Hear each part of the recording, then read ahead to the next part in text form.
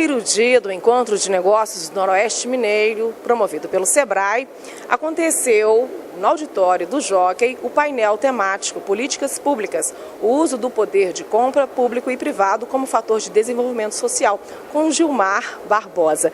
Gilmar, você trabalha, mediante os eventos que o SEBRAE organiza. Como é que você vê esse tema inserido nesse mercado global que vivemos? Ele é extremamente contemporâneo, porque a grande maioria dos municípios tem uma expressiva capacidade de gerar emprego e renda, mas uma relativa dificuldade de reter renda e riqueza. E por isso é que a gente quer alertar sobre a necessidade de estabelecer, entre aspas, a colocação de uma redoma em torno dos municípios para que a maior parte dessa riqueza e recursos em circulação permaneça no solo municipal. Como é que você vê o evento do SEBRAE aqui desenvolvido no Noroeste Mineiro?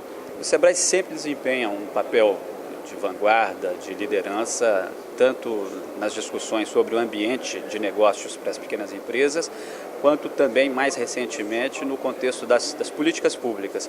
Políticas que levem a negócios mais fortes, mais sustentáveis e a um ambiente mais próspero para a comunidade, de uma forma geral. Eu fiquei muito feliz quando nós conseguimos encontrar a agenda do Gilmar, que está aqui conosco nesse primeiro encontro, e poder, para nós possamos saborear aí toda essa experiência, essa leitura que ele traz cada vez mais renovada, porque eu vim embora e ele continuou nessa batalha lá conosco, e ele vai trazer muitas informações novas aí, principalmente essa pauta, essa relação público-privada, das compras públicas no nosso debate. Então, eu peço hoje Marco mesmo se apresente de forma mais adequada aí, mas agradeço desde já a sua presença que nos honra muito aqui na cidade de Maringá.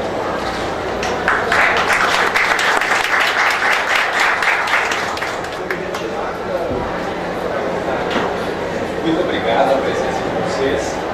O exagero comigo aumentou muito a minha responsabilidade diante desse bate-papo da gente. Mas antes de mais nada, é importante ressaltar, a gente está aqui hoje no dia 8 da tarde, casa cheia, essa efervescência, essa movimentação, ela é importantíssima, porque a gente sabe que a concorrência pelo tempo, pela atenção das pessoas, é cada vez maior e, portanto, é muito difícil atrair público qualificado para fazer qualquer evento.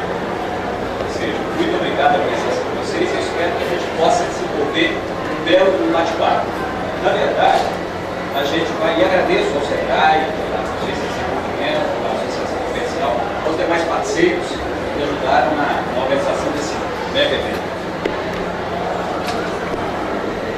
A micro-regional, exatamente pelo esforço em convidar para participar.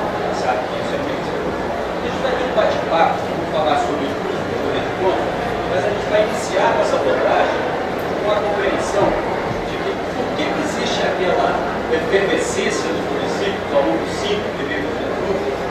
Pode ser aqui em Paracatu, pode ser eventualmente pela Vista Bonita, São Gonçalo, pode ser lá em Itabirina, mas depois os municípios, os negócios começam a passar abaixo. Os municípios começam a se ressentir da falta de dinheiro em circulação. O que acontece então? Melhorou um pouquinho? Aumentou. Vocês fiquem à vontade. Também queria alertá-los que tem alguns slides aqui que são pequenos. Se vocês puderem se aproximar mais, vai ser melhor. Mas vamos envolver nosso bate-papo. Primeiro a gente tem que pensar se é possível oxigenar a economia local. Se é possível ter mais dinheiro, mais renda em circulação para que os negócios prosperem no agricultor. Já posso dizer para você de antemão que é possível sim. Na verdade, os municípios são muito pouco eficientes em manter renda e riqueza em circulação. E como é que a gente faz esse passo de imagem? Primeiro, a gente tem que entender um pouquinho sobre renda, falar sobre renda. Desde que se criou a moeda e que se interrompeu aquele ciclo, o escândalo, que era o troca do mercadoria e todo, o que movimenta as economias é a existência de renda e riqueza. Sem isso, o fôlego da economia local vai para o brejo, a gente não consegue alimentar os negócios. Isso acontece pelo seguinte: primeiro, a renda do brasileiro ela ainda é baixa, se comparada a outros países, está em ascensão, é baixa. Mas a gente também tem vivido crescimento significativo dos preços de alguns itens de consumo. A renda aumenta e os preços correm atrás. Significa dizer que a gente pode não sair do lugar. Segundo aspecto, parte significativa da renda do cidadão não fica no sacrossanto solo principal. Vocês vão ver que ela bate asas rapidamente, às vezes antes de passar pela nossa conta bancária ou por nossas mãos. Então vamos entender por que esse fenômeno é tão evidente em qualquer município. Depois a gente percebe também o seguinte: quando diminui a renda em circulação, o centro da sofre. Basta ter interdição de uma estrada, um período dentro da safra, ou uma safra ruim, ou eventualmente algum outro fator econômico, alta, queda do voto, a gente sente direitinho a ausência de circulação. E além de tudo isso, se fala muito em gerar emprego e renda, é pouco em segurar essa renda dentro do nosso município, dentro do ambiente que a gente vive. Como é que a gente opera esse espaço-mínimo? Antes, até para fazer um recorte, tem que entender a importância dos pequenos negócios. Por que se fala tanto realmente de pequenos negócios? Por que a gente tem que incentivar o empreendedor individual, a pequena empresa, para que ela migre a produção de mérito dentro do emprego? Por que isso acontece? Vocês vão ver que no período pós-crise, tanto em 2008, as grandes empresas demitiram 150 mil postos de trabalho, enquanto as pequenas empresas geraram 450 mil. Além disso, se a gente viajar um pouquinho pelo túnel do tempo, aí vocês vão enxergar mesmo, né? Agora vocês entenderam o que eu falei, que tem que ir um pouquinho mais para frente. Vocês vão ter que acreditar na minha interpretação aqui. Na verdade, o que ocorreu? E aí o gráfico que mostra, deixa eu ver se vai está refletindo. Não está refletindo, mas eu vou tentar descrever para vocês. Tá? Dá para ver? Entra lá. Tá? Pois é.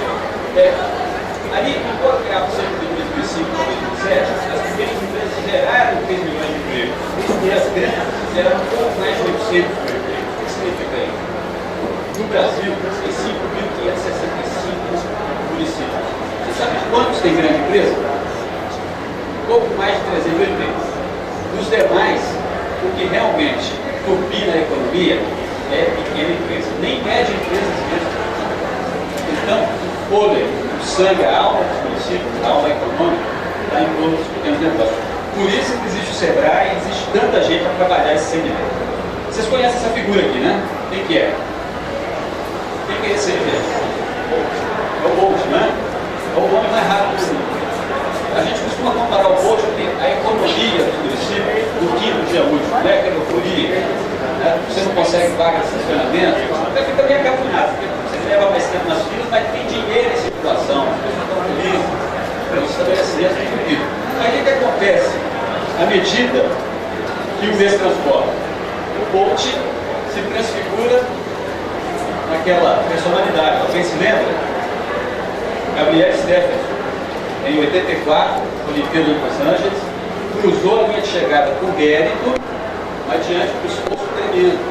É exatamente isso que acontece com as pequenas empresas. Muitas delas cruzam a linha de chegada, mas em geral com um esforço gigantesco para honrar os seus compromissos, manter o nível de renda do proprietário e o pagamento dos seus assalariados. Vamos entender então por que isso acontece. Aqui também eu vou ter que interpretar para vocês, mas o que acontece?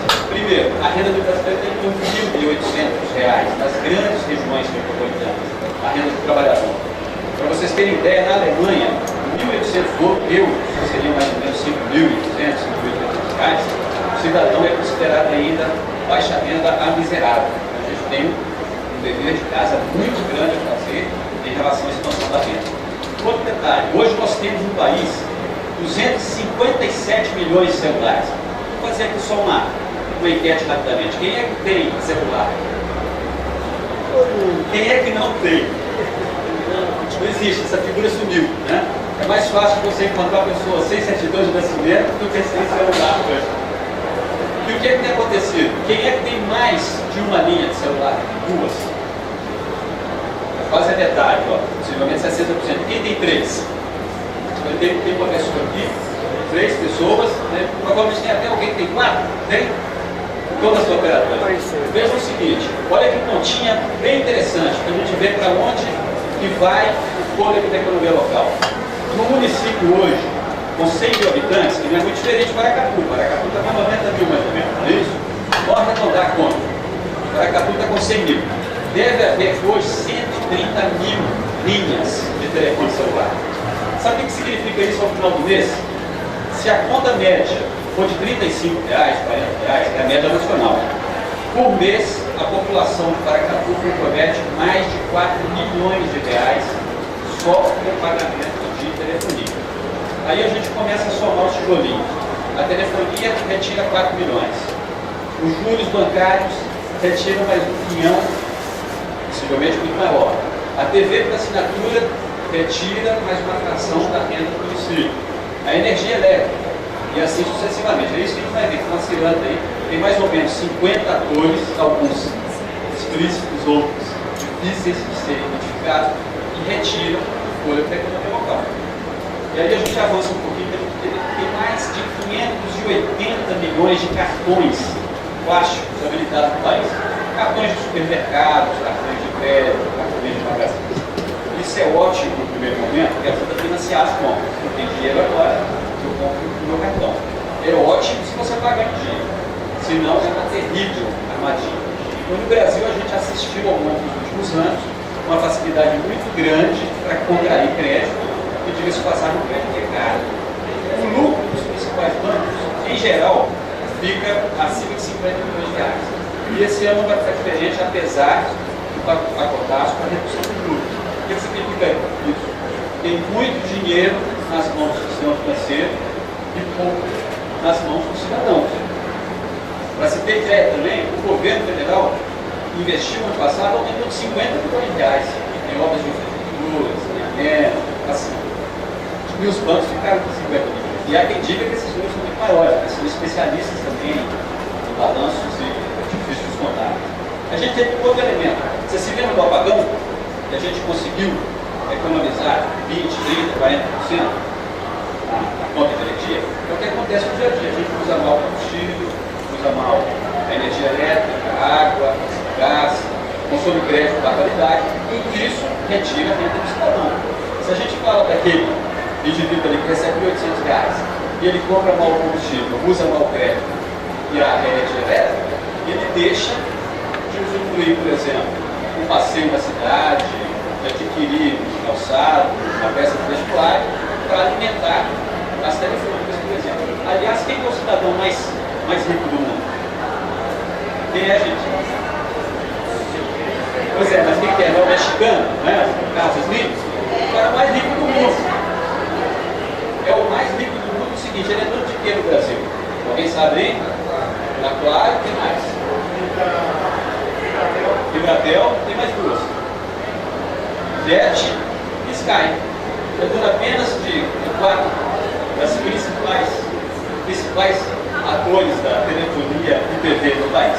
E o outro detalhe que é muito interessante, né, que os prefeitos, as demais pessoas que pensam em política pública, menos de 20% de imposto retorna ao solo municipal. Olha que coisa maluca, a gente nasce, vive, é feliz, tem filhos, negócios, prospera, chora, ri, inclusive. Mas só 20% menos, 17% de todos os impostos arrecadados retornam ao município.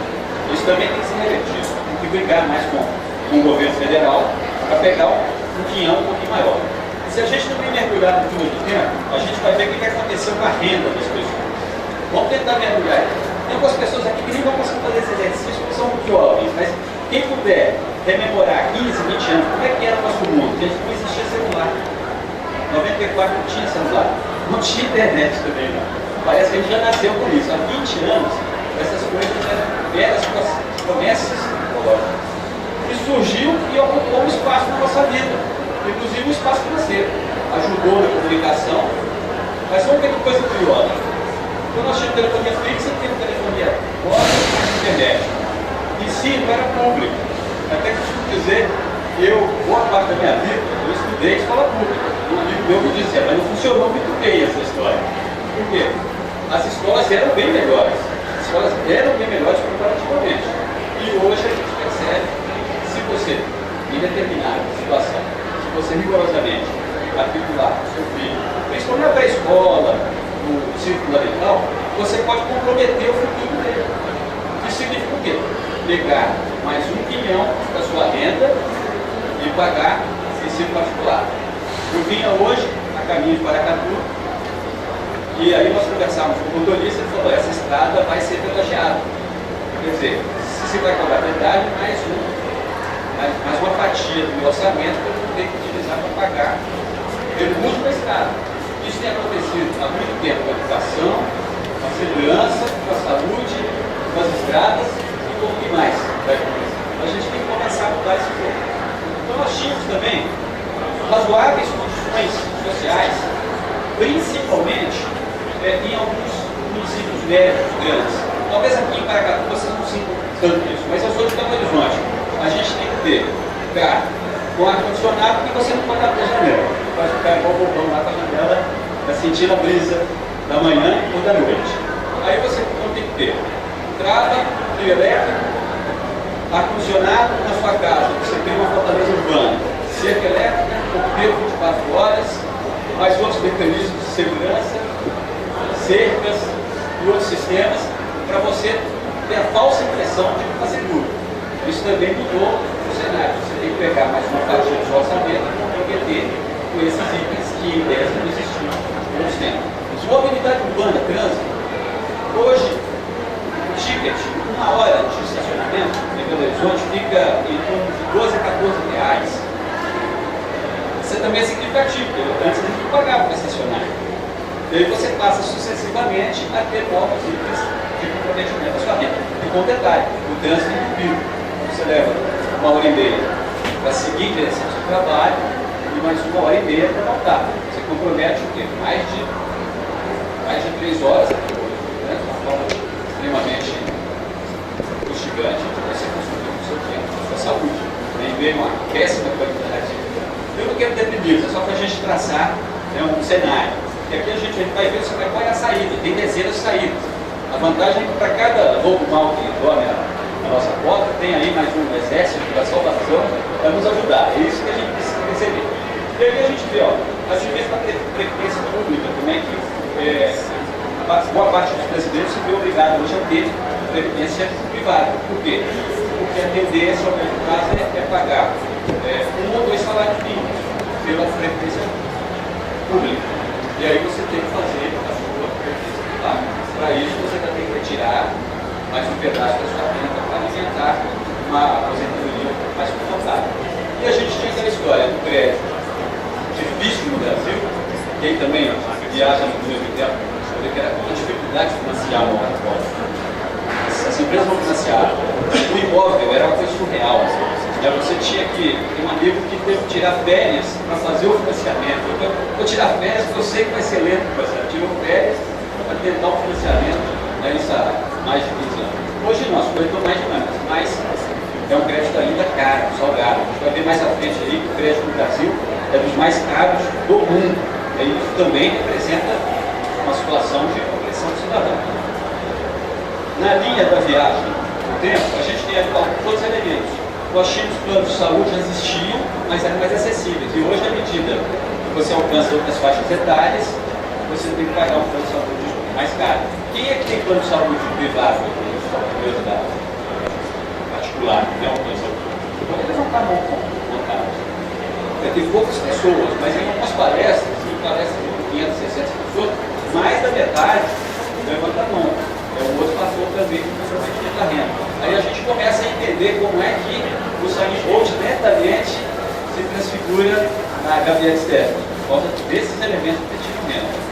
Nós tínhamos também, há 20 anos, uma TV de qualidade duvidosa, aberta e gratuita, e hoje a gente tem uma TV paga de qualidade também duvidosa. Então isso é um complicador, você paga e ainda vai eventualmente colocar na sua casa programação de conteúdo não muito interessante. E esses preços são bastante salgados. E aí a gente tem outros exemplos aqui, a expectativa de vida que começou a crescer, mas não necessariamente a qualidade de vida da terceira idade. A gente vai ver um pouquinho mais à frente que a terceira idade compromete até 40% da renda com saúde. É o plano de saúde, o tratamento e o medicamento. Isso é muito significativo. Nós tínhamos também um outro fenômeno ali, que é a carga tributária, ela está esbarrando hoje na casa dos 35%, e até o momento seguinte, a carga tributária não vai aumentar muito mais, ela vai ficar mais ou menos estacionária. Só que a eficiência tributária vai aumentar muito ainda, os governos vão arrecadar mais. Vocês querem ver um exemplo interessante? É o que a gente chama de Big Brother fiscal. Você tem hoje o Serviço Público de Certificação Digital, que é SPED, né? Quem é empresário, só para ter ideia? Não levantar a mão com força, né? Quer dizer, quem é empresário já sabe da nota fiscal eletrônica, do SPED, esse sistema que controla toda a estruturação das empresas. Vem aí o RIC, que é Registro Integrado do Cidadão, que vai ser um número só para unificar a CPF, a identidade, etc. E isso tudo tem permitido aos governos rastrear suas compras, seja no cartão de crédito, cartão de débito, IPTU, IPVA, o que você sonhou, né, o que você contou em segredo, seu amigo mais íntimo. Tudo isso, de certa maneira, vai ser desvelado cada vez com mais facilidade. E por quê? Até outro dia, numa conversa com o taxista, ele falou, mas comigo, eles nunca vão me alcançar, mas claro que vão, porque o dinheiro vai sumir de circulação. Em 10 ou 15 anos, dinheiro, papel, moeda, não vai existir mais, só vai existir cartão, transação eletrônica. Enquanto isso, já caminha para isso, né? Tanto é que a figura, por exemplo, do cheque, já terminou de certa maneira, e outros meios, o caderninho de anotação, etc. e tal, para muitas coisas saírem do centro. Quando o dinheiro sair de circulação, nós vamos ter um sócio majoritário nas nossas empresas e nas nossas vidas, que são os governos. Os governos vão ter melhor conhecimento de tudo que você movimenta no dia a dia. Se você for autônomo, for cônjuge, ou for filho de quem quer que seja, tudo isso vai ser rastreado. E aí a gente vê também um outro fenômeno. Nós tínhamos governos com relativo déficit tecnológico, você dá uma repartição pública, às vezes faltava até cadeira para as pessoas se sentarem, dos próprios funcionários. E hoje você vê prefeituras, governos do estado, e especialmente o governo federal, super moderno, de última geração.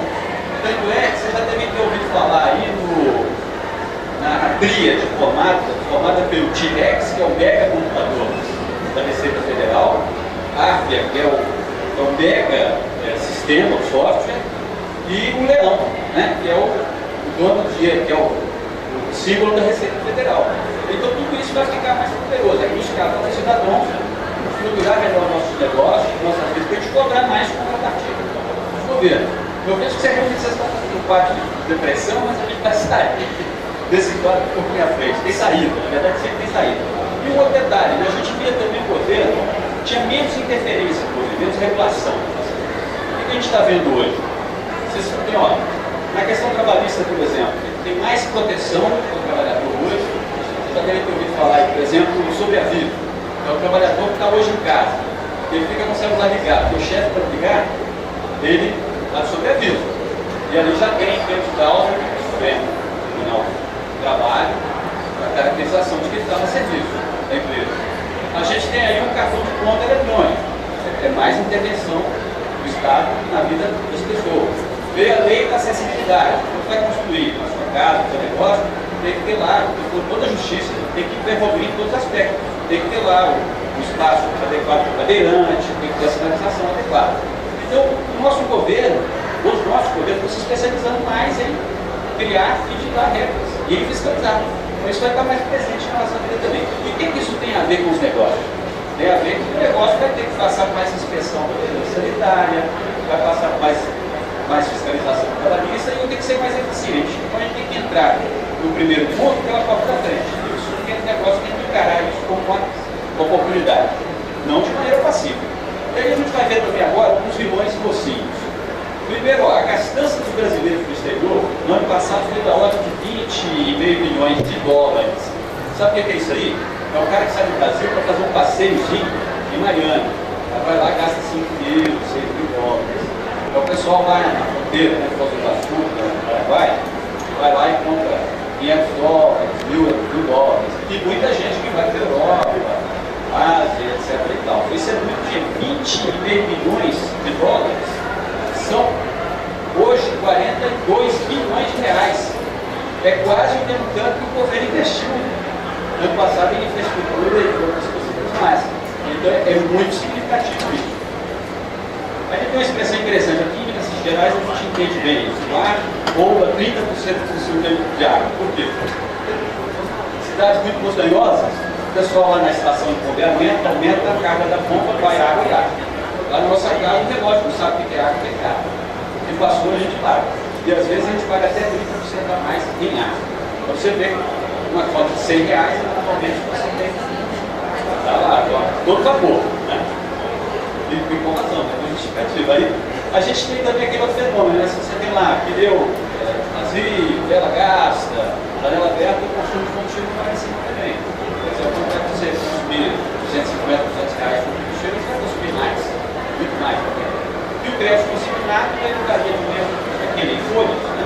De 0,5% até 16%, 18%. É escandaloso também. Tem mais crédito em circulação, mas não necessariamente crédito de melhor qualidade.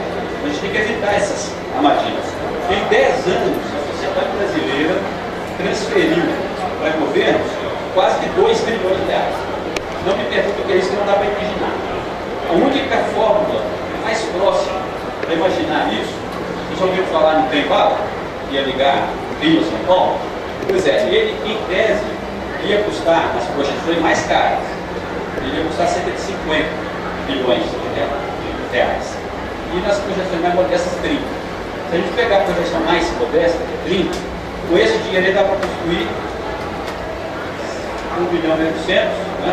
Para 30 bilhões, dava para construir, perdi aqui o cálculo, 1 bilhão e 800, ali, ó, 1 trilhão e 800, 63 balas, exatamente. Vocês imaginem, tem um saiu do papel ainda, e com essa dinheirama a mais, já construir 63 balas. Quer dizer, dava para asfaltar quase que o Brasil inteiro, né? E muitas outras obras de infraestrutura, educação, né? Então a gente tem que ter uma combinação mais elaborada assim, para discutir essas questões.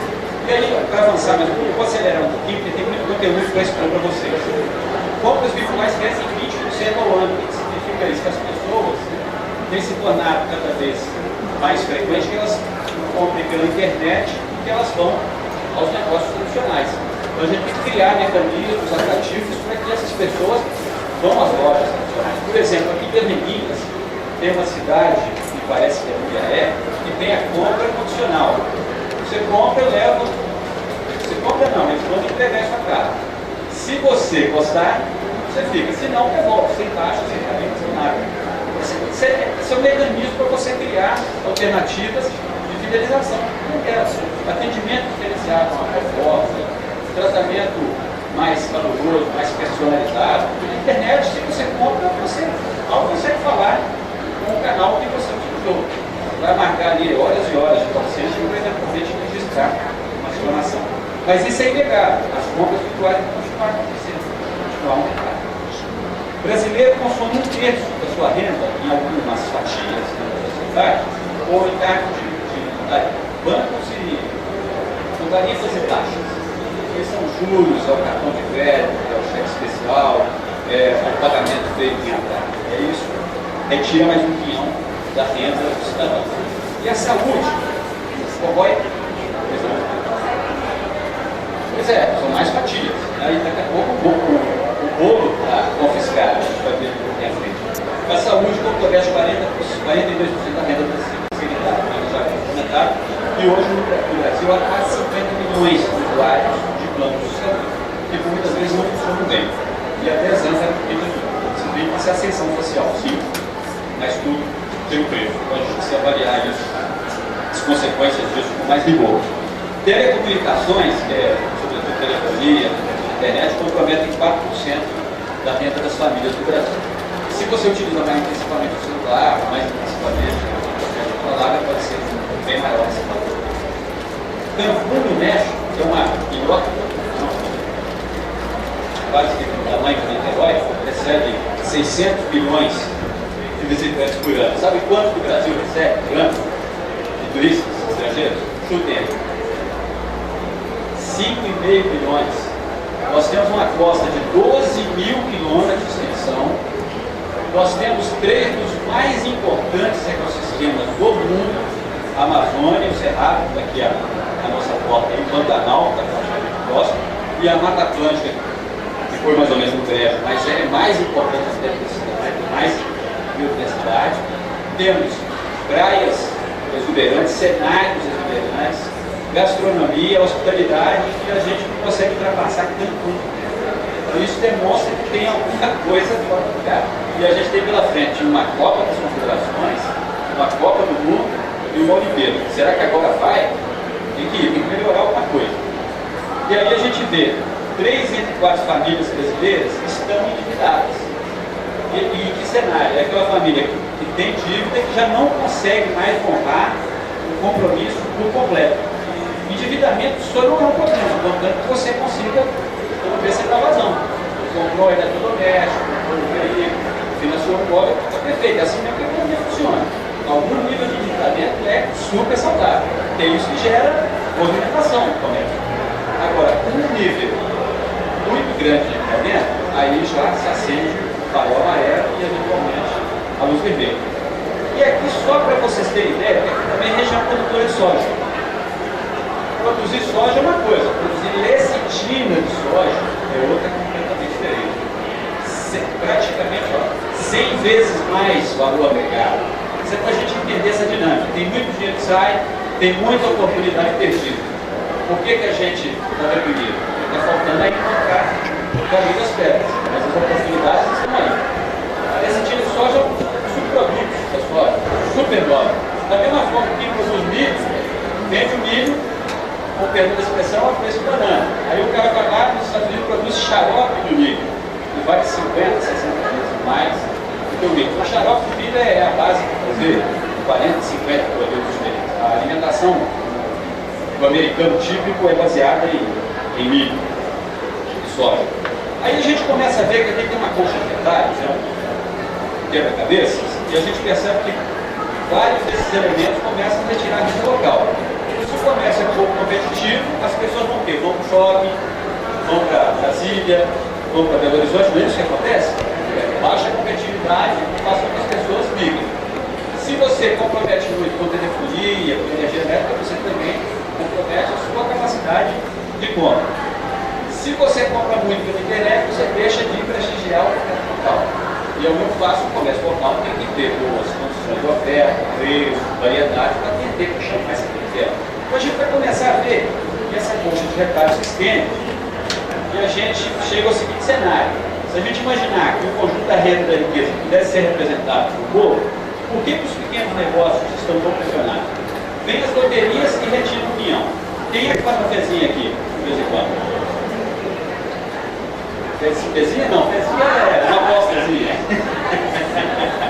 Pois é, mas ó, quem é que não faz, quem é que não joga aqui?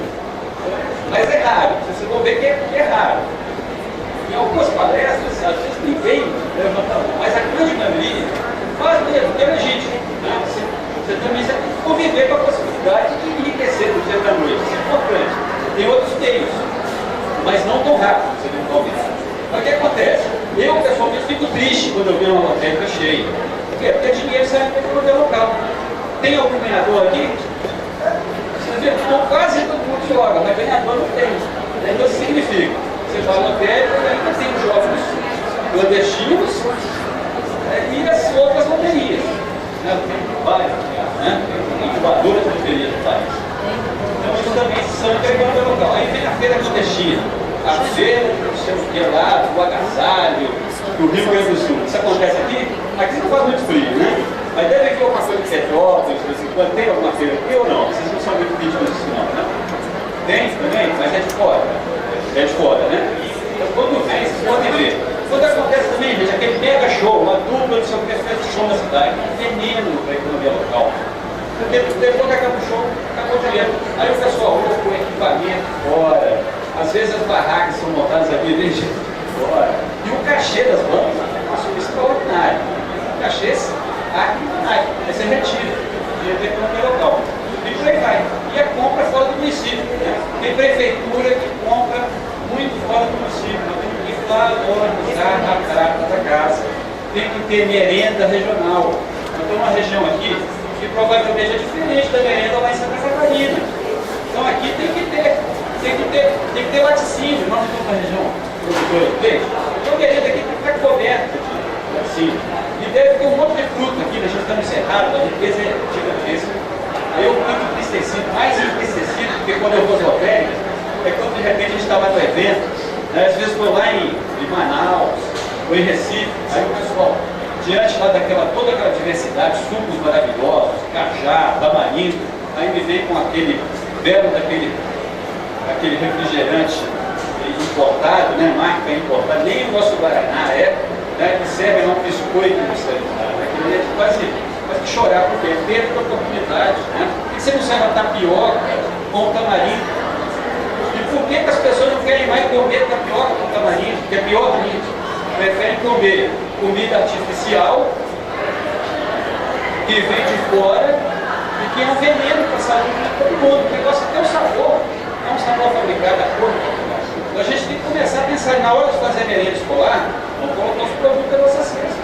Isso vai dar uma grande contribuição para que as nossas crianças sejam mais saudáveis e que elas sejam adultos melhor resolvidos. Porque quem aprende a comer bem na infância vai comer bem a vida inteira.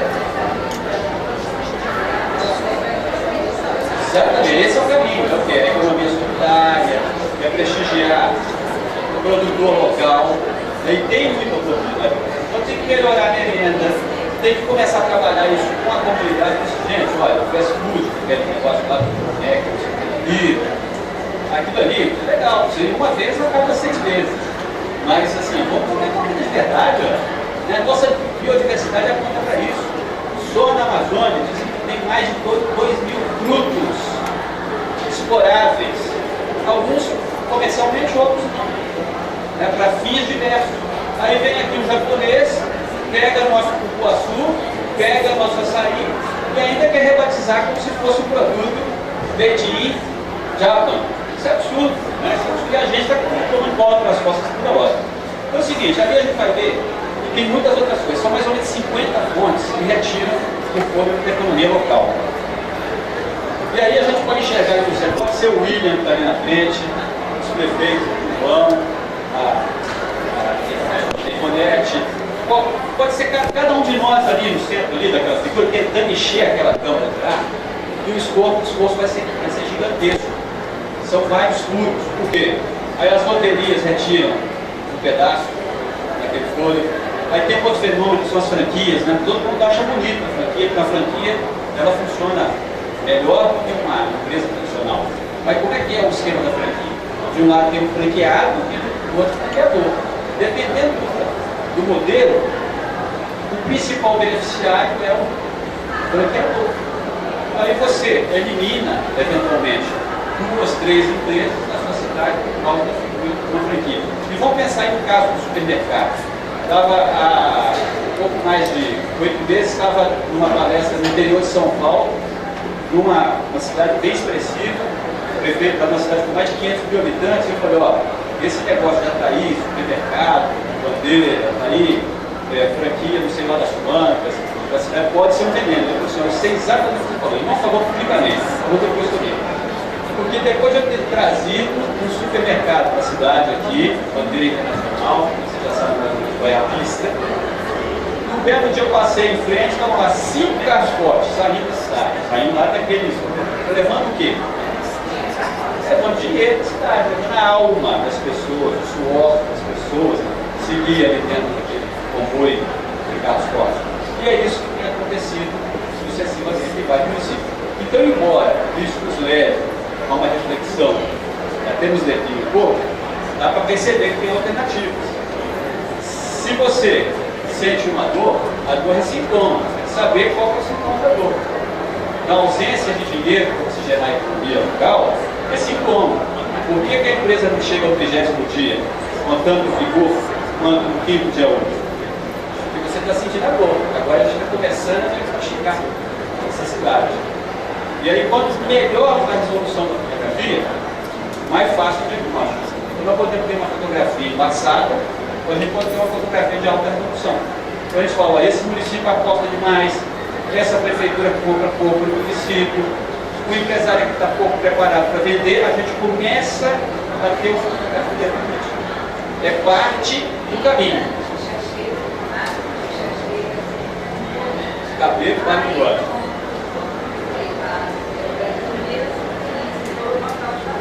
Sim. E é natural, os shoppings têm esse atrativo, as cadeias de lojas. Vocês vão ver o seguinte, ao longo dos últimos anos, tem 5 segmentos no país que foram fulminados. Óticas, praticamente já não tem mais óticas familiares, no número pequeno. Isso tem acontecido com casas de materiais de construção, lojas de eletrodomésticos. Aqui tem alguma? Tem alguma ainda? Essa Magazine, não sei o quê. Deve ter uma ou outra. Né? Na minha cidade não tem mais, havia 7 ou 8, não tem. Isso tem acontecido também com alguns supermercados, né? Inclusive no Belo Horizonte tem supermercado de bairro. Esse é um fenômeno também. Cada vez os grandes vão se tornar gigantes e é por isso que é importante enfatizar. O problema não é ser pequeno, é estar sozinho. Por isso que a gente precisa unir forças, esforços, inteligência, recursos para fazer muito mais com esse poder de aproximação. E a gente tem algumas outras curiosidades, né? Vou falar rapidamente. Você pega, ó, se o comércio é pouco competitivo, vai sair gente do município. E aí tem esse exemplo dos estacionamentos. Que eu falei com você, cheguei no shopping center, outro dia em Belo Horizonte, 8h30 da manhã. 2/3 das vagas estão tomadas. Tomadas por quem? O que vocês imaginam que estão tomando essas vagas? Os funcionários. Isso está acontecendo em tudo quanto é canto. Eu morei em Ouro Preto, na Rua São José, que era o corpo principal de lá, havia cerca de 80 ou 90 vagas para estacionamento. Era curtinho. E essas 80, 90 vagas, mais de 2/3 são ocupadas por funcionários. Ora, se eu não tenho onde parar, daqui a pouco eu não vou nem no shopping, vai ficar até melhor, porque as pessoas vão ter que comprar no bairro dele, que é o que está acontecendo, particularmente em Belo Horizonte. O comércio do bairro tem crescido muito. É óbvio que isso vai se reproduzir até uma proporção em Paracatu. É importante a gente pensar. Por que as pessoas não compram no meu estabelecimento? Às vezes é porque eu deixei o meu carro parado lá na frente. Ele não consegue parar. Então, assim, para cada um desses sintomas, tem 3, 4 alternativas de mudança de pirâmide de mesa.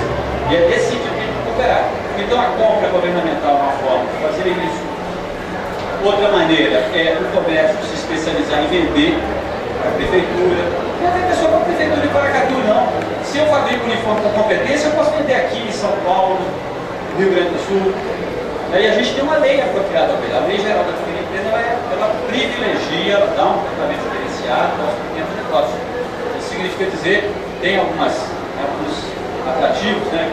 Se tiver empate de preço, ou até 10% maior do meu preço em relação à grande empresa, eu posso chegar lá no último momento e falar, não, eu cubro a oferta daquela grande empresa e eu ganho aquele fornecimento.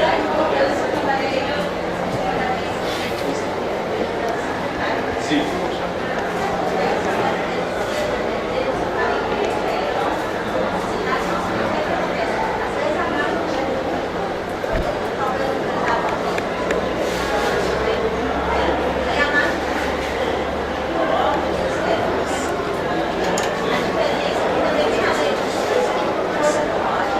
Você fala grande empresa, que é uma margem muito grande, ou uma pequena empresa?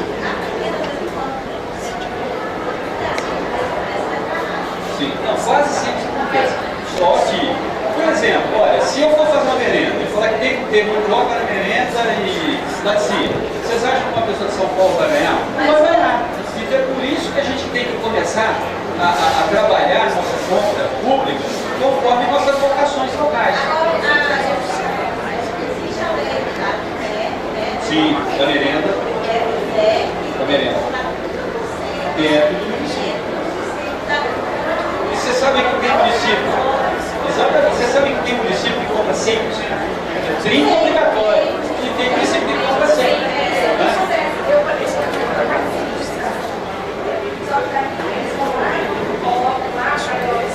Sim. Aí, é correto. Mas é o seguinte, vocês estão associados aqui? Quem é que é associado à associação comercial? Ah, tá, vocês são de outra cidade, né? Aí é o seguinte, por mais uma vez aquela história, o problema não é ser pequeno, é estar sozinho. Se eu estou em meio a um grupo de produção, ou se eu estou envolvido na ação do SEBRAE, ou numa ação da associação comercial, da agência de desenvolvimento, a minha voz, vou pegar esse microfone aqui. A minha voz em conjunto tem outra ressonância. É o mesmo exemplo de trabalhar mais um parceiro, mais dois, mais quatro. Esse é um dos motivos, é trabalhar em grupo para quê? Para pressionar a prefeitura a se profissionalizar. Exatamente. E, inclusive, assim que nascem os arranjos produtivos locais, né? O bar, como é que o bar nasceu? O cara foi lá e começou a construir moda, aí depois veio outro. Aí depois apareceu um dia, o fornecedor já foi lá ficar mais próximo do cara. Então isso é uma ciranda que se renova. À medida que empresários se concentram, eles passam a ter um tratamento diferenciado em relação aos fornecedores, aos governos, aos clientes, todo mundo vai atrás. A fórmula é mais ou menos simplista. Colocar o bloco na frente talvez não seja tão simples assim. E ali, gente, só para exemplificar mais um pouquinho, vocês vão ver que tem dezenas de fatores que afetam isso. Quem é que conhece Nova Lima aqui, aproximar? Nova Lima é uma cidade há 20 anos, fadada a ser uma cidade fantástica. Mas o que acontece? Mesmo sem querer, preservou o entorno, nascentes, vegetação nativa, e por decorrência disso, qual foi o efeito? Se tornou um reduto preferencial dos grandes condomínios de luxo de Belo Horizonte. Resultado, o IPTU foi lá para cima. Além disso, tem um monte de construções lá. Comprou mais material de construção em Belo Horizonte, mas lá perto, consome mais mão de obra de Belo Horizonte, lá perto. A cidade ressurgiu na área. E será que a gente Nova Lima? E o comércio de lá é forte também, por incrível que pareça. Na São Paulo, o comércio é impossível concorrer com o Belo Horizonte, é impossível concorrer com o BH Shopping. Nova Lima está lá, o comércio está muito bem, está indo muito bem. Por quê? Porque conseguiu utilizar a economia local. Ao lado do Belo Horizonte, fica ali ao pé do BH Shopping. Passou pelo BH Shopping, você já caiu em Nova Lima. Já é Nova Lima. Né? Então, aí, será que a gente tem pensado nesses recursos estratégicos? Solo, clima, poder de ir o trânsito, investir nas pessoas, né? Municípios que não conseguem reter os seus filhos, né? Os seus jovens, os seus adolescentes. Eu venho de um município que, na época, né, que eu era criança, o seu tipo de lá era crescer e sair de lá rápido. Eu não tinha alternativa. Quem tem aí 40, 50 anos sabe, a gente, aos 10, 15 anos, tinha muitas perspectivas, todo mundo queria embarcar numa alternativa. Então, pessoas são recursos estratégicos. Por isso que tem que pensar trabalhar a educação, trabalhar um ambiente de lazer, de prática esportiva, um ambiente de convívio social, para você ter mais cérebros no município. Quem exporta cérebros, confisca o seu futuro. É coisa foda. E aí a gente vai ver, né, que tem vários outros. O pedágio vai retirar uma fatia do fôlego local. A empresa super especializada, a grande empresa, ela vai retirar uma fatia da pujança econômica local, porque ela vai ter uma entrega mais eficiente, vai ter um preço melhor. Então, nossas empresas também têm que se preparar para trabalhar isso. E tem um outro artifício dentro da lei geral, que até 80 mil, a prefeitura pode abrir licitação exclusiva só para aquele emprego. Então, eu vou comprar 80 mil em carteiras escolares e móveis para a escola. A licitação pode ser exclusiva para aquele emprego.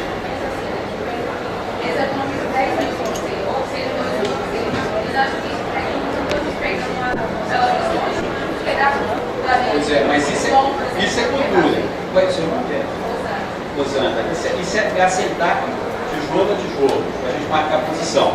Tem municípios que saíram de 10% para 80% de compra no mandato. Não é, Will? 10% para 80%. Por quê?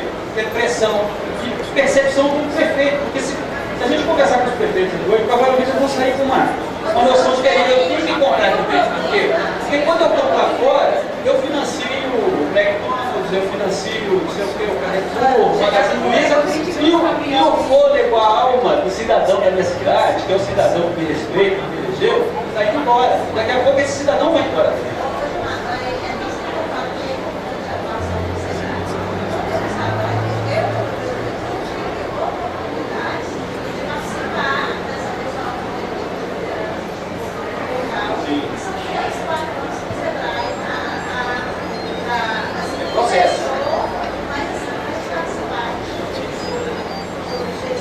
Sim.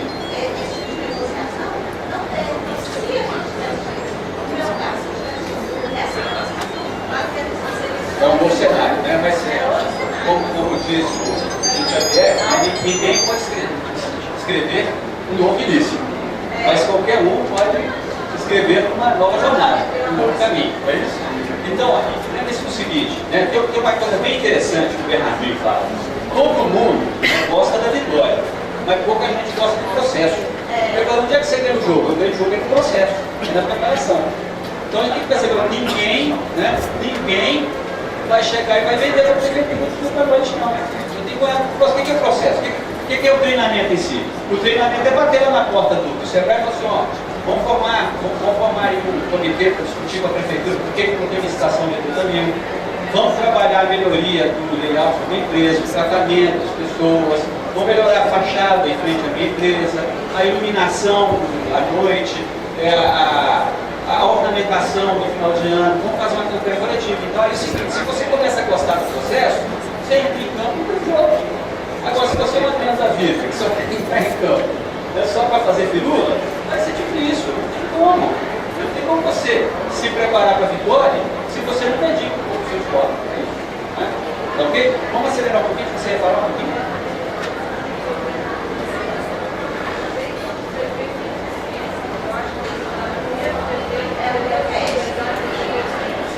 Sim.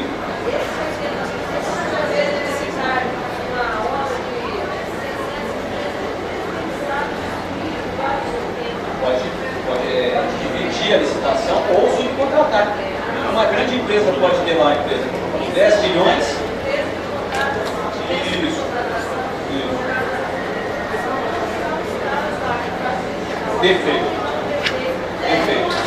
Não, e você tem completa razão. Se o operador desse processo, que é o presidente da comissão de licitação, e o procurador, se o procurador da prefeitura, se o auditor interno, se eles não estiverem envolvidos, não tem jeito.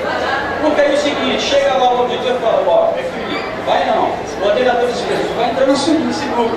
Gente, tem vários precedentes abertos, tem juristas que já escreveram enciclopédias mais densas do que a Barça, só para falar que está certo, se tem que dar tratamento preferencial àquela empresa. E tem coisa que ninguém está fazendo. Se o prefeito quiser marcar um gol de letra aqui, é começar a fazer o fracionamento, assim, uma compra de 10 milhões. 10 milhões não, é melhor ainda. Você pega uma compra, eu vou explicar rapidinho. Você pega 10 milhões, a compra de 10 milhões, uma obra de 10 milhões. Aí ele subcontrata, não é nem fracionamento, a obra de 10 milhões. Aí até 30%, 3 milhões, ele pode exigir daquela empreiteira grande que ela subcontrate no município. E tem pouca gente fazendo isso, não, William. Tem ninguém ainda que assim, por quem fizer primeiro, vai ganhar a mídia nacional do Sebrae, vai ganhar reconhecimento na sua cidade, vai ganhar reconhecimento do empresariado. As oportunidades, prefeito prêmio, prefeito empreendedor. Então, tudo isso gera repercussões instantâneas. Outro mecanismo. Você pode comprar 100 computadores, aí dá um valor X lá. Aí você pega 25%, seriam 25 computadores, você vai comprar pequena empresa. Você só não tem garantia de que vai ser sua empresa, que vai ser a empresa de Paracatu ou de Chapada, mas vai ser uma pequena empresa. E isso já é importante. Pois não?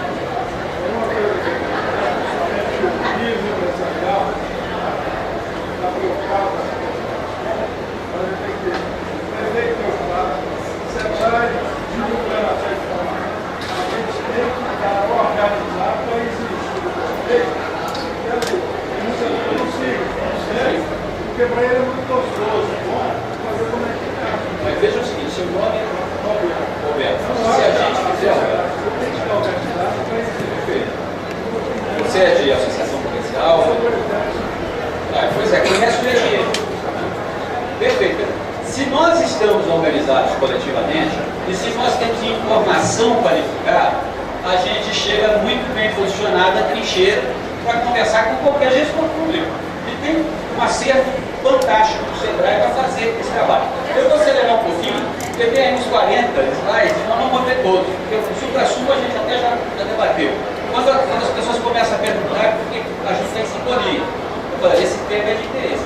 E é isso que a gente mobilizar mais pessoas no nosso município com esse nível de instrução, até mais ainda, para conversar com o prefeito, conversar com os empresários locais, com os produtores locais, com as instituições, para fazer sua popular. Esse é o modelo ganha-ganha. Ninguém perde por isso. Se uma empresa grande deixa de vender no município, alguém dentro do município perde por isso, não perde nada. Se você deixar de atrair um supermercado gigantesco para sua cidade, alguém do município perde por isso, ninguém perde nada. Se você melhorar a merenda escolar, você perde. Não perde, só tem ganho. É um modelo ganha-ganha, né? Só tem benefício. Aqui agora nós vamos para uma coisa mais interessante, quer dizer, quem conseguir ver. Olha para vocês perceberem como é que a coisa é sinistra no Brasil. Nós somos campeões de carestia em vários itens. Então, por exemplo, a internet no Brasil, ela é a terceira mais cara do mundo. Só perde para a França e para a Argentina. Mas há quem diga que lá a internet funciona. A banda é mais clara que eu digo. Aí a gente tem um outro exemplo ali, o McDonald's, né?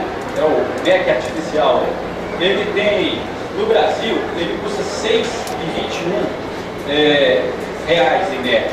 Sendo que na Suíça seria o mais caro, R$ 6,78. Daí para diante é tudo mais barato. Quer dizer, por que no Brasil tem que ser o segundo mais caro do mundo? Nossa mão de obra é mais barata. Os produtos são frescos. A matéria-prima está aqui. Né? Porque a carne não vem dos Estados Unidos. O pão não vem dos Estados Unidos. Né? Então, por quê?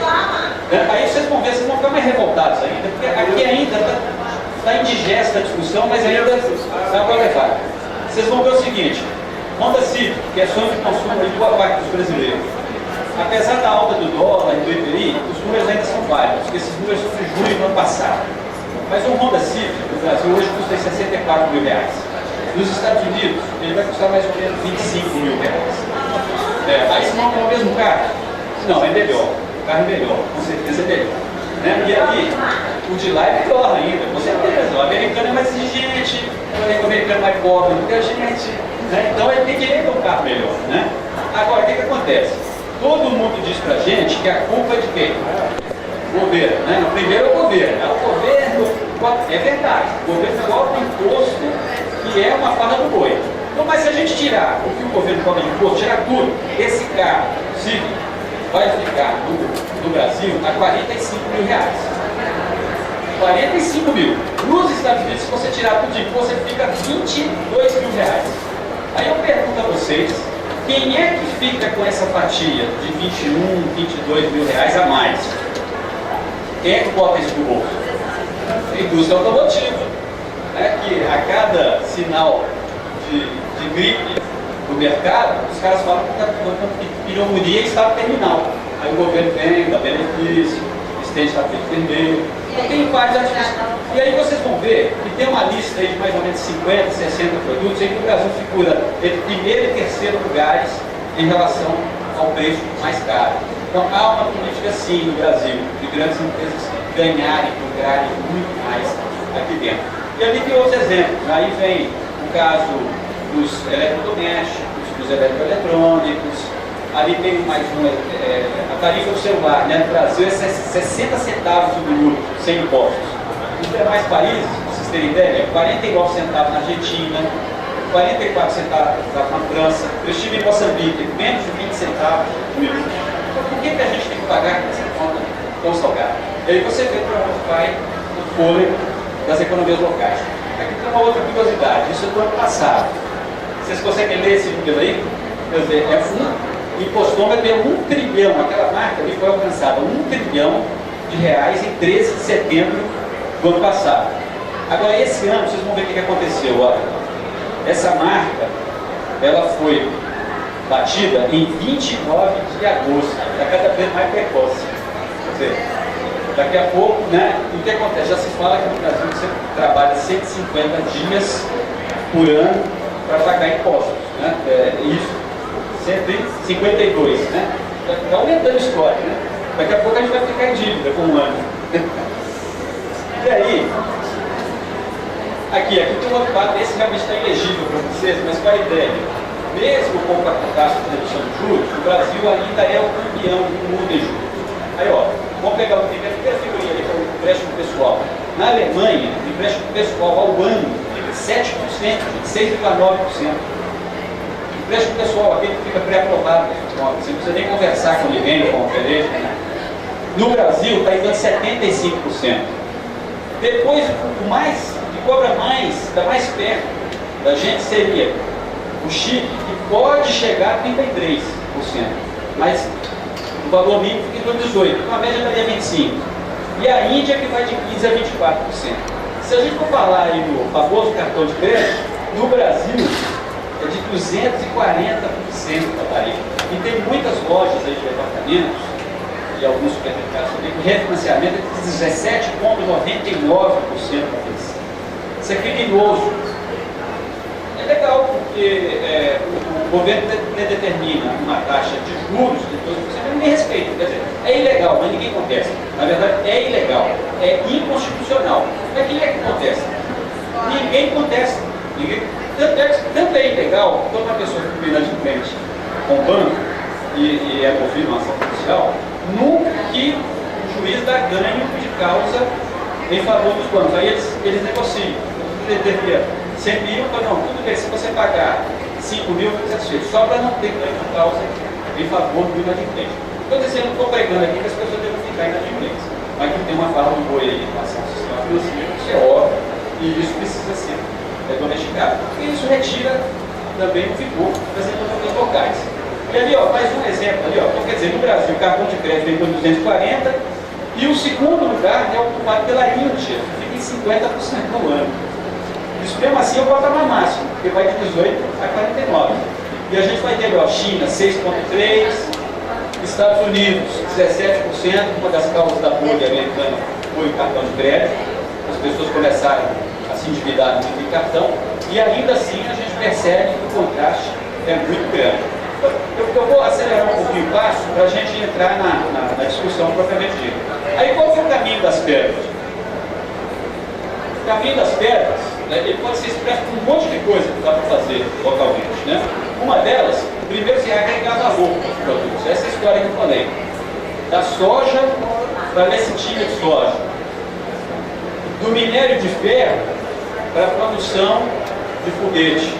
A gente nem sequer iniciou essa discussão ainda. Mas da produção eventual de milho, o xarope de milho. Do artesanato ciclista em relação ao artesanato com design. A gente tem que migrar do produto commodity, produto natura, para o produto mais sofisticado. Mato Grosso, por exemplo, já há alguns anos, alguns grupos de empresários que se organizaram. Ao contrário de vender a soja, eles têm vendido produtos processados. Aí tem lá, fabrica-se a margarina, fabrica-se o óleo de soja, para você agregar valor. Se você não tiver uma política de agregação de valor, livre aqui nessa laticínios, região produtora de laticínios, tem muita oportunidade de agregação de valor. Um outro aspecto interessante, né, é o do turismo. Né? No Brasil, a gente falou um pouquinho sobre isso também. Quer dizer, se você tem no seu município um movimento turístico expressivo, você muda o fluxo, ao contrário de você sair do seu município para usufruir lazer e outras conquistas, você atrai pessoas para consumir e dispor de renda localmente. Se as crianças e as pessoas consomem mal crédito e combustível e água, qual que é o antídoto? É educação financeira e economia doméstica. Santa Catarina, por exemplo, nas escolas de primeiro grau, já tem experiências de crianças que frequentam aulas de economia doméstica e educação financeira e se tornam melhores administradoras das mesadas delas. E começam a interferir, inclusive, nas decisões dos pais. Então, elas se tornam boas poupadoras e compradoras e interferem nas decisões dos pais. Isso seria uma boa ideia das escolas, né? Exatamente.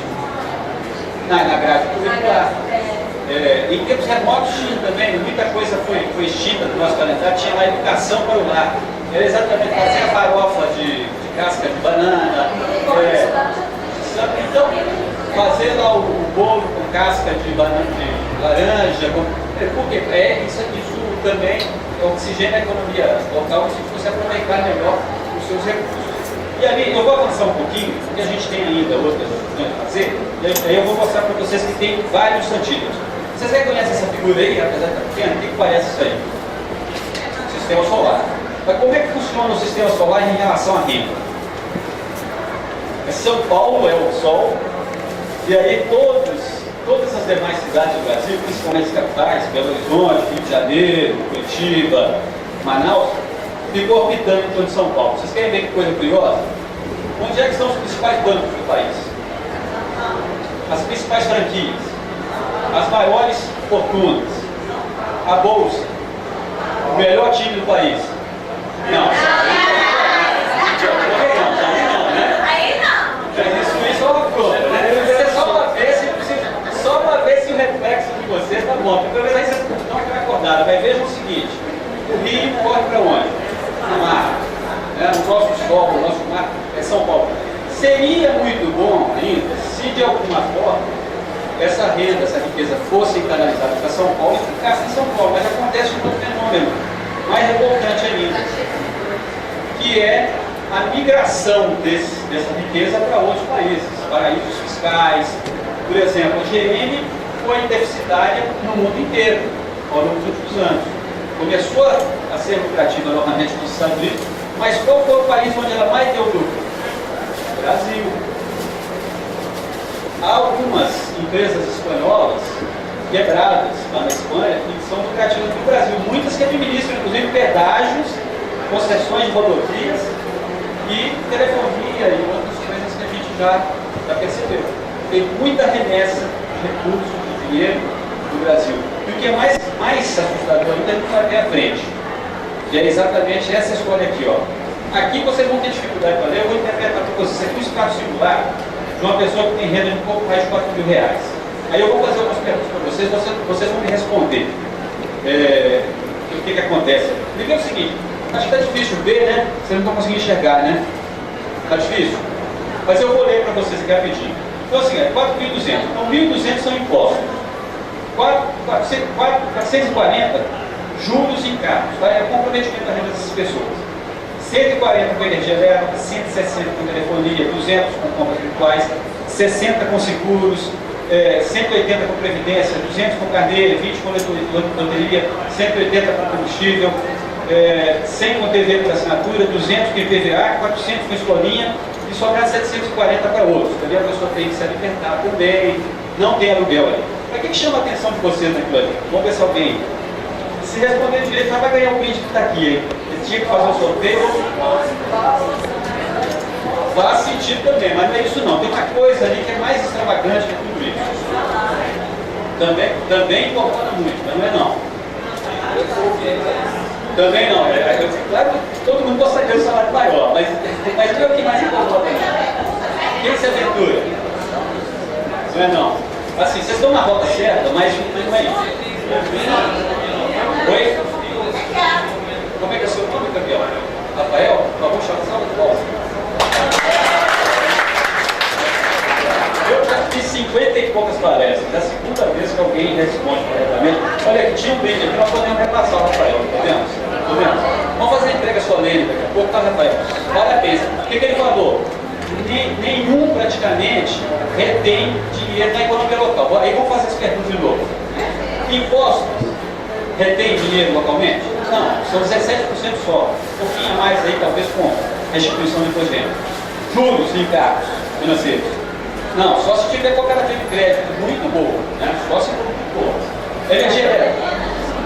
Seu amigo está sediado aqui, não? Nem a Bolsa de São Paulo, né? Então não retém. Telefonia. Nem pensar, né? Carlos Edmília agradece, não criticando.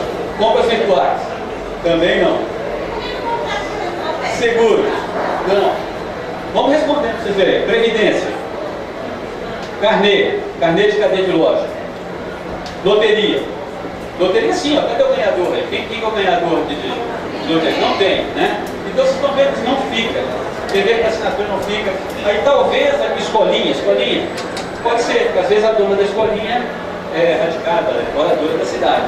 Mas estão vendo, ó, de uma renda de 4 mil reais, praticamente 70% bate asas e voa rapidamente no município.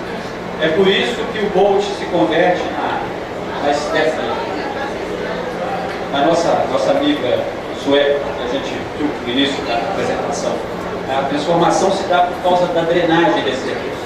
E aí, a gente já caminha para o final, a gente tem que abreviar mesmo, né? O que é o ciclo virtuoso? O ciclo virtuoso é quando você tem O produtor rural que vende para a prefeitura, a quitanda local que vende para o restaurante local, que os produtos são originários da região, o dono do restaurante contrata serviços na cidade, que compra da construtora local, a construtora vai lá na confecção, contrata de forma localmente, aí você gira o círculo virtuoso.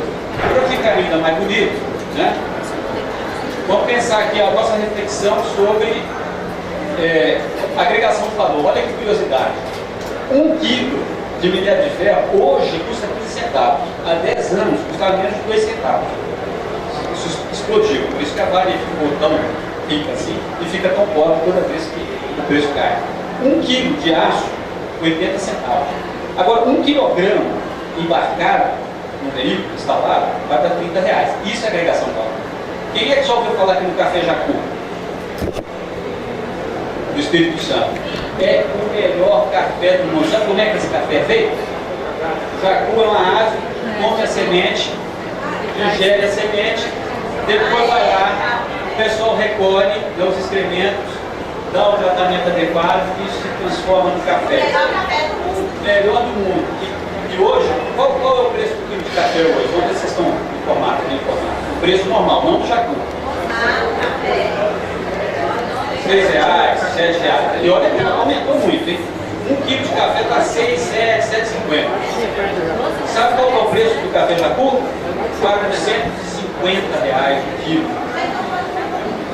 Tem que fazer um custo do Jacu, não tem? Não. Isso é pegar valor. Isso, e olha que é Jacu ainda, né? Olha esse valor. Ou então nós tem alguma coisa aqui. Por isso que dizem que tem algo de outro no reino da Camargo, né? Olha que coisa curiosa. 1 quilograma de silício, 1 quilograma de silício custa menos de 1 centavo. Silício a gente chuta na rua aí, é quarto. Né? Nem o Brasil exporta quarto. Precisa, tem em todo lugar do mundo. Agora, 1 quilograma de chip é silício também. O chip é um quartzo industrializado. Pode se transformar em R$20.000 o quilo. E se for chip de alta tecnologia, foguete, redes de computadores, vai a mais de 100 mil dólares quilo.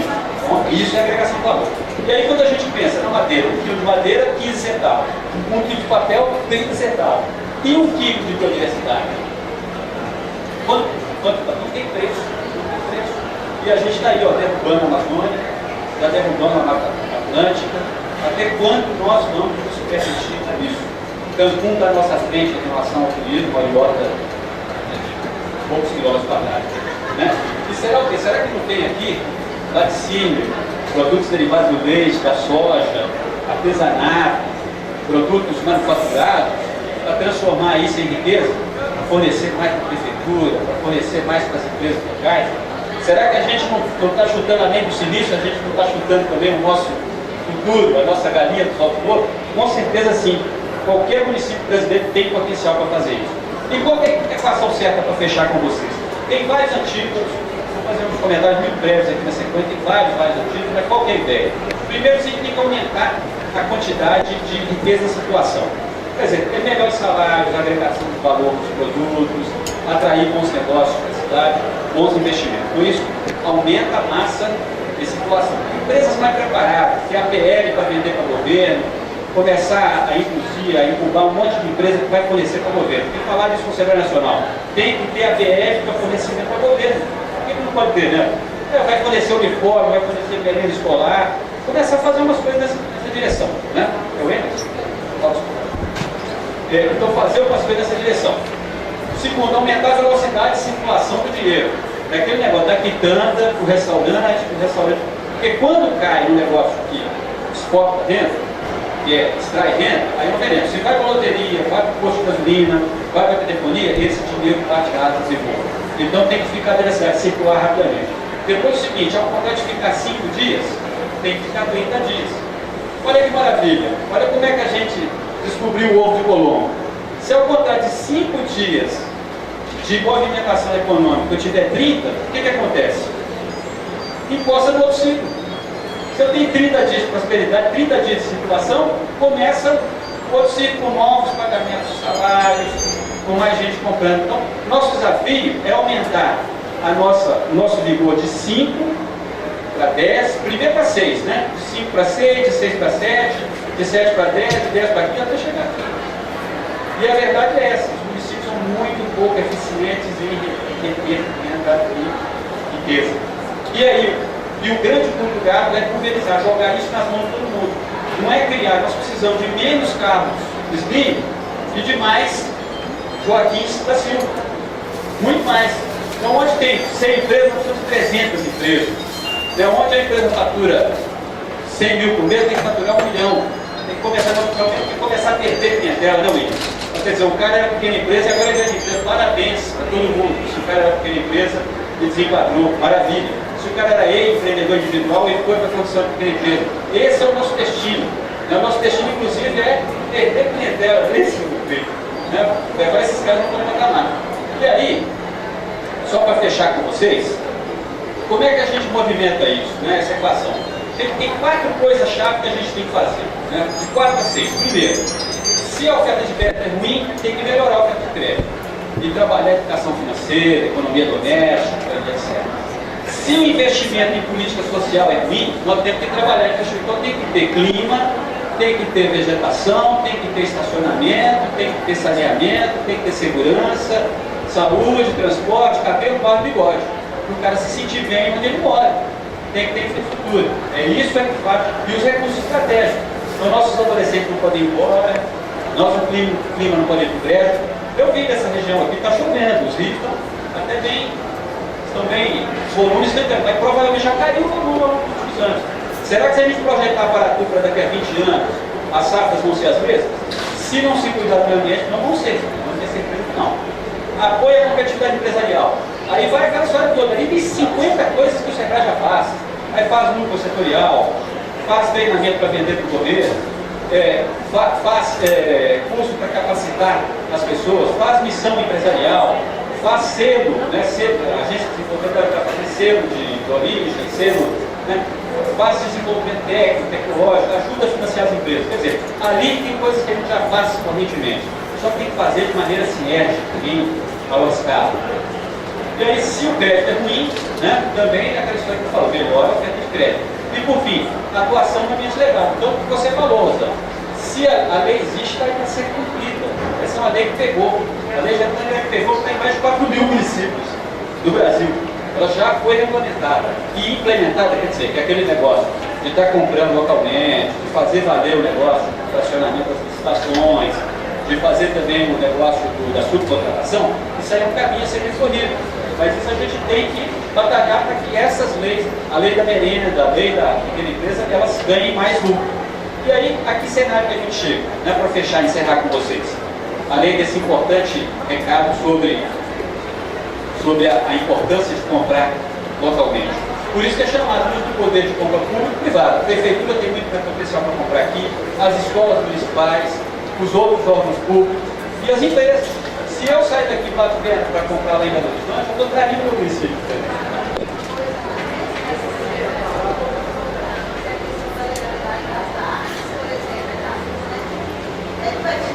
Sim, sim. Tem algumas coisas ligadas ao processo.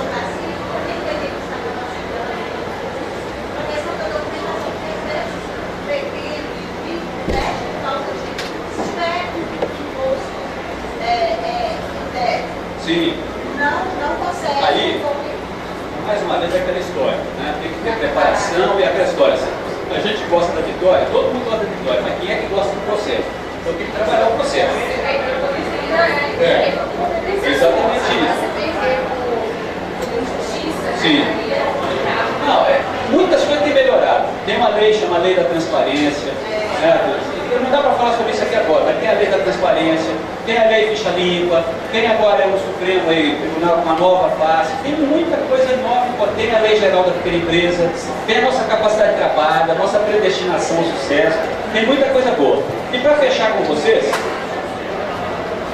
se a gente for pensar o seguinte, se a gente for pensar que ali é uma cidade imaginária chamada Passárgada, uma Passárgada econômica. O que seria a Passárgada econômica? A Passárgada econômica é a cidade onde a licitação funciona e não tem esses problemas que você falou aí. O cara não consegue ter um nível de redação, o empresário é competente em formatar o processo licitatório, a prefeitura está predisposta a comprar de dentro, as pessoas estão predispostas também a consumir no município, o comércio se profissionaliza, o comércio e as pessoas se solidarizam para produzir mais e melhor, as pessoas consomem crédito racionalmente, as pessoas estão dispostas e disponíveis para fazer capacitação no SEBRAE, e por aí vai. Então, se aí eu pergunto para vocês, passagem existe de 50, 100, 200 coisas para exprimir essa passagem hipotética. E aí eu respondo a vocês. Aqui, na verdade, é porque está um mapa errado ali, mas passagem existe sim. Só em Minas são 853 passagens. Só depende de nós, e especialmente de cada um de vocês. Muito obrigado a vocês.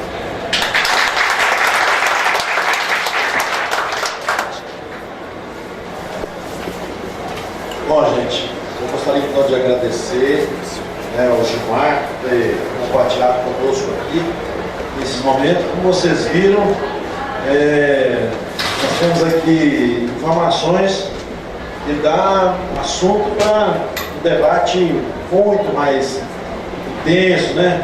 E quanto a gente poderia estar aqui, inclusive com essa sala repleta aí de pessoas capazes de movimentar para a gente poder ir embora para a passagem, né? E nós estamos aqui, né? Eu fiz algumas anotações aqui. Quem tiver alguma pergunta eu vou receber aqui para fazer para o Gilmar. Nós ainda temos aqui 10 minutinhos. Mas algumas anotações. Agora eu entendi, Gilmar, porque chega no final do mês as contas não fecham mesmo, né? Inclusive para a gente, né? Falar para vocês aqui, nós aqui do SEBRAE, aqui no Noroeste, Gilmar, nós estamos fazendo um esforço muito grande, inclusive nesse encontro aqui. As únicas coisas que nós não conseguimos fazer, as aquisições localmente ou regionalmente, foi somente essa montagem de estrutura. Só a estrutura, até porque foi uma exigência que nós fizemos. Então vocês podem ver aqui, as recepcionistas, buffet, segurança, inclusive serviços acessórios, de comunicação, nosso centro de investimento, assim, exatamente indo ao encontro de tudo que você apresentou aqui, né? Nós temos uma estatística de que R$1 novo que entra na comunidade, ele se movimenta e representa em torno de 4 vezes isso, né? É um número que você vai trabalhar, então provavelmente nós conseguimos injetar aqui na economia da região desse evento, nos fornecedores locais, em torno de R$200 mil.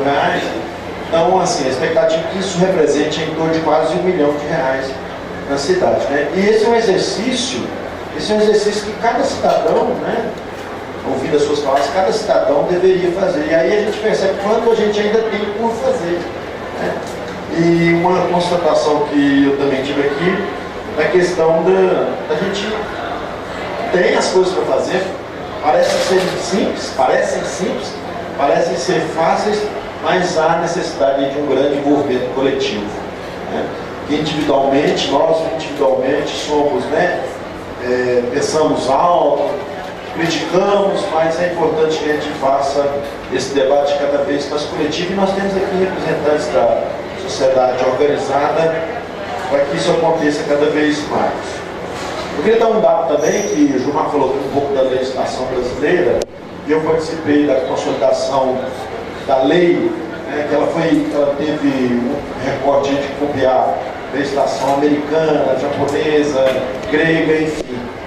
E quando a lei brasileira fala que é possível cobrir a oferta, e aí o comentário de que, mas aí eu não consigo cobrir a oferta, porque como que o pequeno vai concorrer com o grande e ainda dá um preço mais barato, né? A legislação brasileira, a intenção de quem organizou era copiar a legislação americana, que quando a micro e pequena empresa ela tem preferência, nos Estados Unidos, por exemplo, é possível se comprar em até 10% no preço mais caro. Se quem tem o preço 10% mais caro é uma microempresa, ou é uma pequena empresa, compra-se inclusive 10% mais caro, porque isso é importante para a economia local e regional. Isso não foi possível no Brasil, mas pelo menos conseguimos encaixar a questão do empate para que a pequena empresa possa participar do desempate. Bom, outras coisas aqui que eu anotei, mas acho que já não faz tanta... Nós estamos finalizando aí nosso encontro, nosso evento. Eu queria trazer para o Gilmar alguma pergunta que algum de vocês queira fazer. Sim? Pergunta aí. Qual é o critério que é adotado quando você está num pregão, na licitação, e você está uma pequena empresa concorrendo com uma grande? Tá? E esse critério de 10%, você chega no limite de preço que a pequena pode dar, qual é o certo? Então, a prefeitura, no caso, perguntar para a pequena se ela pode dar 10% a menos, ou se a grande pode dar 10% a menos, ela ganha. A pequena tem mais direito. Bom, quando acontece isso, pela legislação, quando encerrou ali, só se pergunta a pequena. E se ela cobrir a oferta, não volta a pergunta para o grande. Porque no nosso município está acontecendo o contrário. Lá eles perguntam para o grande. Aí ele cobra e chega certo. Então assim, o Gilmar está falando, isso é o estimável, né? Isso só com o nosso esforço aqui, individualmente, ninguém vai conseguir resolver isso. Individualmente, ninguém vai conseguir resolver essas questões. Então, o convite que nós fazemos, e nós vamos experimentar, eu falava com os recém-eleitos aqui da cidade de Cotia, né? O João, o Flávio, o João, o Paixão, que nós vamos experimentar, em um dos municípios vai ser em Cotia, nós vamos experimentar, aqui na região, a partir de 2013, um programa continuado de capacitação de fornecedores de municípios. São os primeiros programas do estado de Minas Gerais, são 2 programas pioneiros que nós vamos fazer aqui na região, e é pioneiro, inclusive, dentro do SEBRAE no estado. Nós temos programas de capacitação com a Rolsim, com a Pinross, com a Votorantim, com as grandes empresas, que nos interessam aqui. Mas com os fornecedores de municípios, nós temos várias atividades lá com a chapada lá. Então é isso. Sozinhos, isso não vai ser resolvido de forma alguma. Então a gente tem que levar essa mensagem para quem está à frente das entidades empresariais, para que a gente possa organizar esse debate com os novos gestores públicos, quase 90% deles são novos aqui na nossa região. Nós vamos ter uma reunião ainda agora em novembro. A Minor está preparando aí uma transição tranquila para que os nossos trabalhos possam continuar. Respondendo até, inclusive, uma questão que foi colocada ao longo da palestra, só no ano de 2012, nós, em parceria com a Minor, nós capacitamos mais de 100 entre agentes de desenvolvimento nos municípios e compradores públicos com viés da Lei Geral da Pequena. Então tem pessoas, tem sementes plantadas aí em vários municípios, e às vezes esse servidor que volta do município não tem a capacidade de exercitar o que a legislação permite. Então daí nós temos sim que partir para o convencimento aí direto. O João Flávio que vai fazer uma pergunta, um comentário. Ele foi diretor, presidente da Associação Comercial e agora assumiu o cargo de vice-prefeito. Eu tenho certeza que vai ser uma força maior do empresariado lá dentro do município, né? Só uma sugestão, eu acho que você deveria fazer um pré-teste, sabe? Para os prefeitos lá, sabe?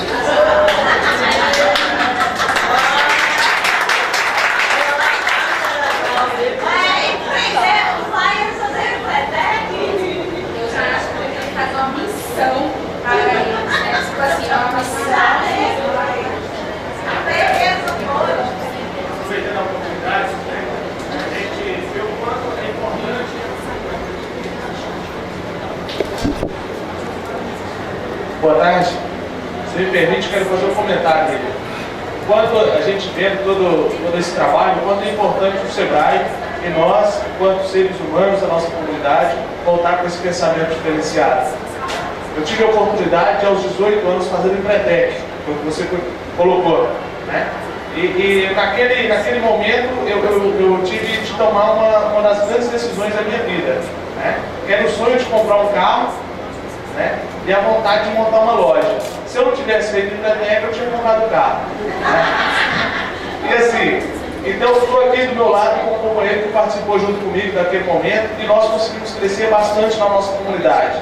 E nós estivemos à frente da Associação Comercial de Buritis durante um período de 4 anos e meio a 5 anos. Né? Foi fruto do SEBRAE, porque o grupo que assumiu a Associação Comercial de Buritis nasceu do Empretec. Né? E o quanto as coisas vêm acontecendo naturalmente.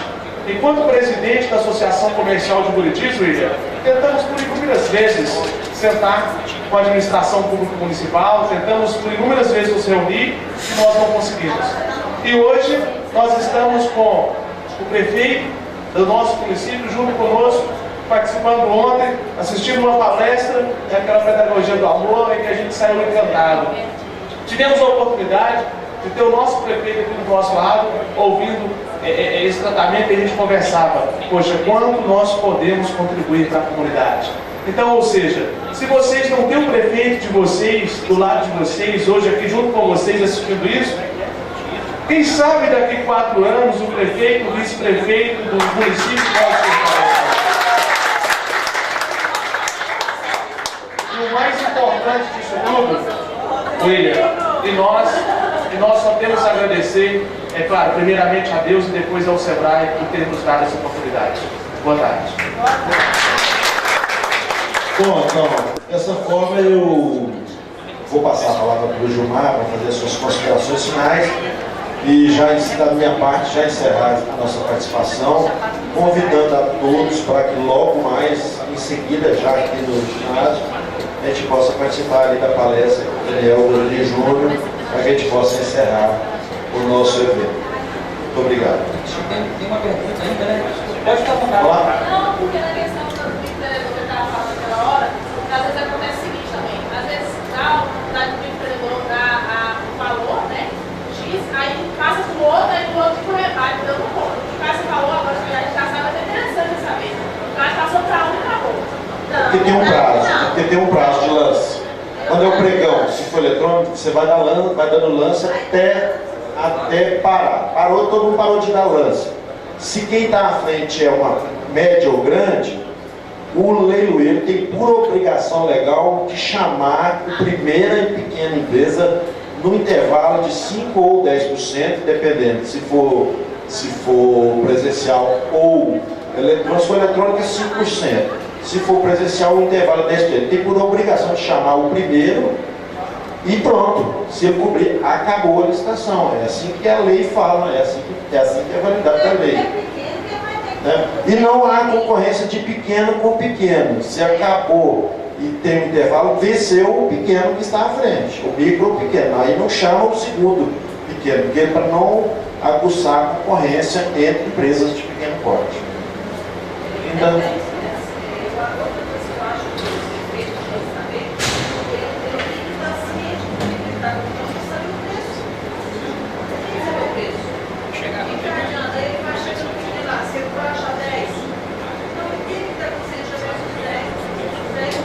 E além disso, fala-se muito hoje no menor, melhor preço. E a qualidade do produto. Isso, a qualidade, inclusive, um aspecto que fala-se também hoje nas aquisições sustentáveis.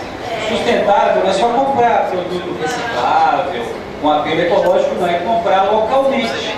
Isso é comprar de forma sustentável. Como recado final, gente, além de um gigantesco agradecimento a vocês, foi uma das palestras mais motivadoras para mim, porque eu vi o nível de interesse e participação de vocês. Às vezes tem plateias muito mais expressivas numericamente, mas muito mais passivas em relação ao comportamento. Eu os agradeço em relação a isso. E a mensagem final é a seguinte: tem que fazer 4 partes para essa ciranda começar a ser movimentada. Primeiro, é o pacto pela melhoria do consumo de crédito, consumir crédito conscientemente. Segundo, é o consumo preferencial do município. Terceiro, é o aumento da competitividade local, o pacto pela melhoria da oferta de produtos locais. E o quarto é a melhoria da gestão pública. Se a gente fizer essas 4 coisas, a gente alcança 30 dias de prosperidade local. Muito obrigado a vocês.